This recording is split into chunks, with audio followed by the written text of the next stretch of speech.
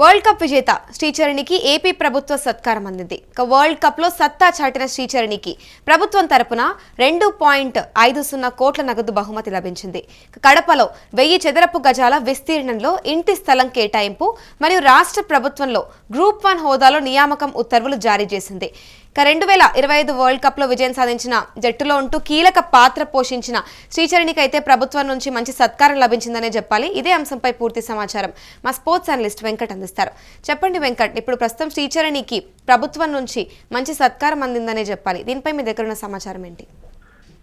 మూల్య ఎప్పుడైతే ప్రపంచ కప్ గెలిచారో ఆ తర్వాత నుంచి కూడా శ్రీచరణి విషయంలో ఏపీ రాష్ట్ర ప్రభుత్వం కాస్త అంటే ప్రోత్సహించే విధంగా అడుగులు వేస్తుంది. ఈ విషయంలో ఎక్కడ కూడా ఆలస్యం చేయకుండానే ప్రభుత్వ నిర్ణయాలు కూడా ఉంటున్నాయి.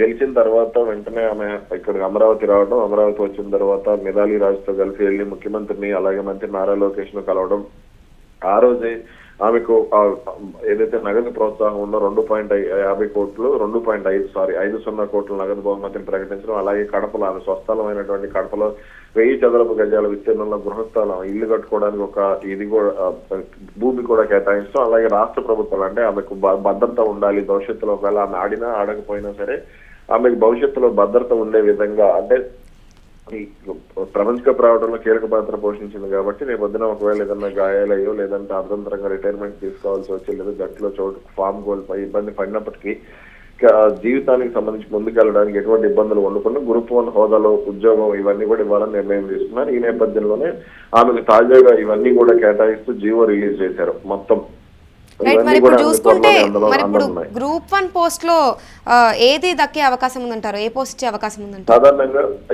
క్రీడల్లో రాణించిన వారికి పోలీస్ ఉద్యోగాల్లోనే ఎక్కువగా అవకాశం కల్పిస్తుంటారు. ఆమెకు డిఎస్పీ స్థాయి ఉద్యోగం దక్కే అవకాశాలు అయితే స్పష్టంగా కనబడుతున్నాయి.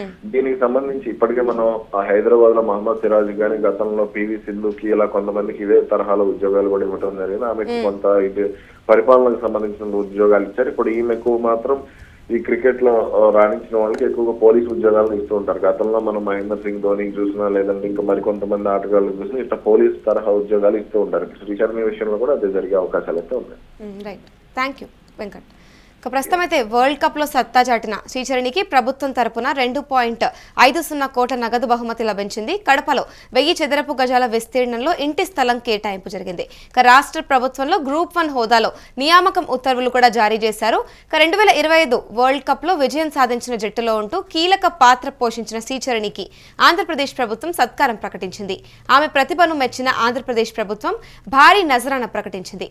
ఆమె స్ఫూర్తిగా తీసుకొని మరికొందరు క్రీడాకారులు ఛాంపియన్లుగా మారి దేశానికి ఖ్యాతిని తీసుకురావాలని ముఖ్యమంత్రి చంద్రబాబు ఆకాంక్షించారు. గ్రూప్ 1 ఉద్యోగం మరియు ఇంటి స్థలం 2.5 కోట్ల నగదు ఇవ్వాలని నిర్ణయించారు. ఈ మేరకు జియో కూడా జారీ చేసినట్టు తెలుస్తోంది.